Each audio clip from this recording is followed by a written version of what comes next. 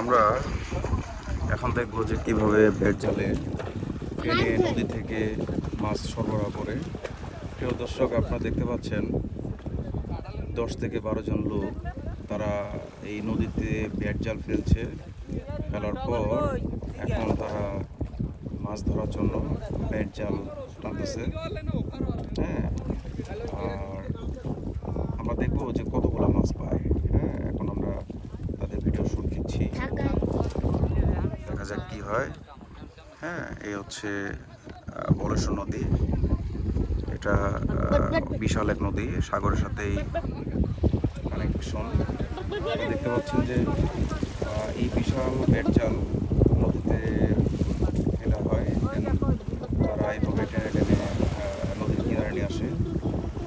হ্যাঁ, এটা অনেক শক্তির ব্যাপার, বিশাল শক্তি লাগে। তো আমরা এখন দেখবো যে এটা কিভাবে টানতেছে এবং